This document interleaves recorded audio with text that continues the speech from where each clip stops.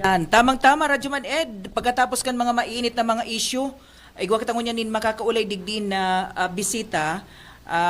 Ini ang sa tuyang advertiser kan Camarines Sur International School na nakabase po palang sa Banuaan kan Sipokot, pero igwaman sila sa Pili and igwaman po sa Banuaan kan o sa Syudad Ganaga. So may tulong campuses ang Camarines Sur International School mga kasama na bisita ta po ngunya na pag-aaga. Yaon digdi ang sa tuyang makaulis si Mr. Leo Burse. Tama po, yan. Sige tabi sir, mas maray po ining maintindihan ta po ano po ang pig-o-offer kan Camarines Sur International School Incorporated sa tuyang mga estudyante po na igwaning campus sa Naga, Pili and Sipokot. Bali po, Madam and Sir, ngayon po ay may dalawa kami magandang balita po, especially ngayon sa mga taga Sipokot po muna. Ano po? So sa Sipokot po, since ang CSIS po mula 2013 nag-open na po kami as the school. So ang CSIS din po isa sa pilot implementor po nitong ating tinatawag na strength and curriculum sa senior high school po. So aside pa po dyan, ngayong school year po ay mayroon na rin po kaming ESC grantees. So yung po mga grade 7 po namin is ESC accredited din po kami. So libre na din po ang tuition nila.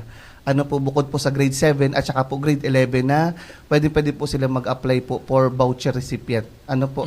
So ang CSIS po actually since 2013 po, gusto ko din po i-point out regarding dun sa strengthened curriculum. Kasi minsan po naguguluhan yung mga magulang na ano naman itong strengthened curriculum, bakit may pagbabago na naman.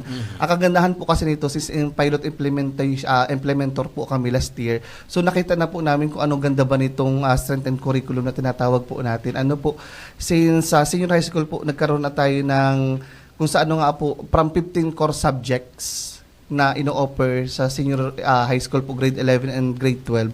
Ngayon po, 5 subject na lang po ang kailangan kunin ng mga bata. Plus, sa CSIS po, nag-o-offer din po kami noong specialization po nila, tsaka po immersion, tsaka hands-on training. So sa CSIS po, ang inaano po namin is from training, assessment, and employment. Especially po doon sa mga kumukuha po ng mga technical professional track po natin. Kasi ngayon pong taong ito, sa strength and curriculum po, 2 track na lang ang kukunin ng mga bata. Mamimili lang po sila between academic track at saka po technical professional track. Yun lang po yung pamimilian po ng mga bata. At ang kagandahan po dyan, minsan kasi nalilito po sila na ano ba yung pagkakaiba nito doon sa old na K-12.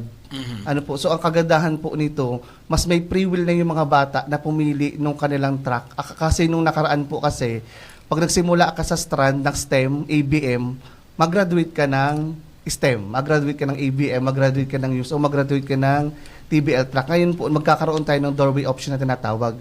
Halimbawa, yung bata, nag-enroll siya sa STEM, tapos pagdating po ng grade 12, na ano niya na parang hindi ako para dito. Parang gusto ko kumuha ng technical professional, parang gusto ko mag-NC kasi parang yung family namin bigla nagkaroon ng financial problem. So gusto ko magkaroon ng NC na lang pagdating ng grade 12 para makakuha ng trabaho. So may tinatawag po tayong doorway. Pwede siya mag-ship. Yung pinakamadaling sabi po, pwede siya mag-ship. O kaya naman, for example, nagsimula ka ng academic track, tapos kumuha ka ng P6. Unlike po kasi dati, yung bata nakukulong. Pag kumuha ako ng ganitong strand, nakukulong ako. Halimbawa po, gusto kong maging nurse, maging doktor. Ang problema, since general po ang ino-offer nila, nakukuha mo ibang subject na medyo hindi naman kailangan pagdating mo ng college. So dito po, kagandahan dito sa strength and curriculum na ino-offer din po ng CSIS is pwedeng mamili yung mga bata ng subject na tingin nila makakatulong sa kanila sa prepared exit po nila pagka-graduate ng senior high school. Yan po yung pinakang focus po natin ngayon. Which is, sabi nga po namin, na-practice na namin since pilot school po kita. At i-offer din po yan, hindi lang po yan sa Sipokot, pati po sa Naga at saka po sa Pili. So, ini-offer po namin yan. So, sa school din po namin sa CSIS, Madam and Sir, tayo po ay accredited testing at assessment center din po ng TESDA. So, ang kagandahan po dyan, yung mga bata po, kung sila naman po ay pipili ng technical professional track, hindi sila mangangamba na ito bang school na ito, matuturuan ba kami? Since tayo po ay 2013, test school tayo. So, yung pong pagkuha po na ang kanilang NC, pinapangako po namin at siya po ay libre. Since tayo po ay mayroon pong assessment center, may partnership po ang TESDA at DepEd po na yung mga bata dapat makakuha ng NC2 or NC3 po bago sila makagraduate ng high school para mas makakakuha sila ng trabaho. Minsan nga po nagkakaroon po ng question mark, talaga mo na-hire itong mga senior high school Yes. natin. Correct. Kasi nung nakaraan po, para isa sa nakinig ko yan. Actually po sa CSIS, sabi ko nga kanina, ang pangako lagi namin is from training, assessment, and employment. Actually po, taon-taon, last week lang po, ito po mga estudyante po namin nakagraduate ng senior high school, lumapit po sa amin, sir, hindi na kami magka-college. O kaya naman po, sir, yung papasukan ko, September pa naman ako, pwede po ba ako magpatulong na magpadala po sa Calabarzon? So meron po kami mga partner company po dyan sa Calabarzon A po, wherein pinapadala po namin yung mga estudyante po namin. For employment, diba? For employment po, yan, may Okay. trabaho na din po Okay. sila. Leo, since 2013 pa palang ka mo digdiano, nakakaintindi kang Bicol? Yes po, Bicolano yes po. ka? Bicolano po ang Okay. parents ko kasi Tagalog po kaya ang Okay. mother tongue ko na. Okay. Since 2013 pa ka mo digdi, gulpi naman kamong napatapos dyan sa Camarines Sur International School na ngunyan talagang konektado na or may mga trabaho na nanggad? Yes po. Actually po, may mga senior high school kami, sir, na nasa abroad na. Okay. Yung isa nga po namin kinuhang tawag dito, guest speaker po nung is siya po ay high school graduate. Na kumuha ng test na sa amin, nagtrabaho sa Jamcon for 4 years. Umuwi siya dito, nagpapatayo po siya ng mansion diyan sa Lubigan. Wow. So kami minsan mga teacher, tataka kami, sabi ko, ano kaya kung tumigil na lang tayo sa pagtuturo at bigla na lang. Kasi minsan po, nakaka-inspire na yung mga estudyante mo is talaga nag-push. Sabi ko, dito po makikita natin yung bituin diploma at diskarte talaga ng mga estudyante po natin. Okay. So basically, ang tutok doon ay mostly mga technical and vocational courses. Yes po, yan po yung specialization po namin talaga na Okay. school. Since accredited kayo kang TESDA? Yes po.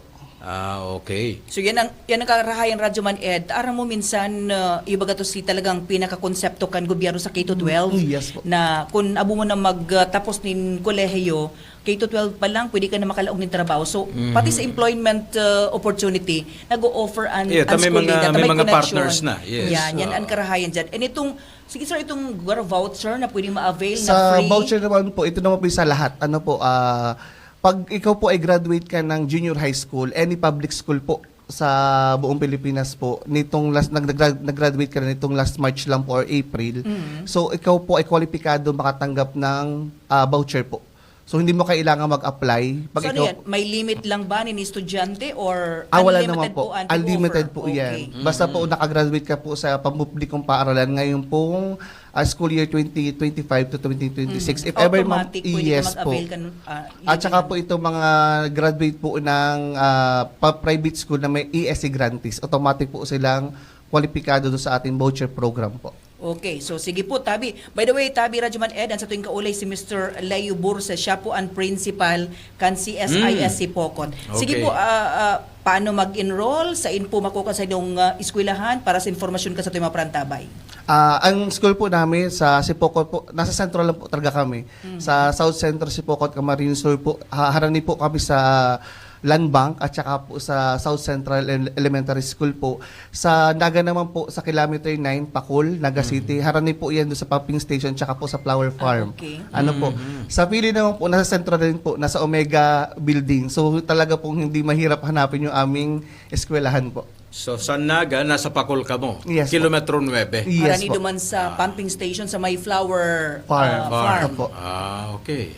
Sa Sipocot sa South Central. South Central po. Pero Opo. magayon na naging guest si Leo, siguradong dakol man na mga tapos na ni na junior high school or baka ma-junior high school pa sana, nag-iisip kung baga ma-take nin mga 4-year courses o ma-take na lang kunin mga vocational courses. O yan Hindi man patingon yan. Actually, Yes.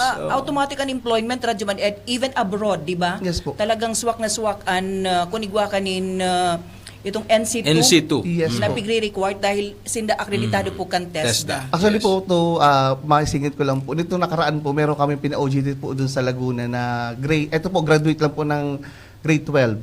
Biglang pumunta sa amin yung company kasi na-visit sila from time to time po. Ang sabi niya, sir, alam niyo may grade 12 kayong graduate na napakaswerte. 6 months pa lang siya nag-OJT sa amin. Nirecommend siya papunta ng Japan. So ngayon nag-aasikaso po siya ng kanyang visa po.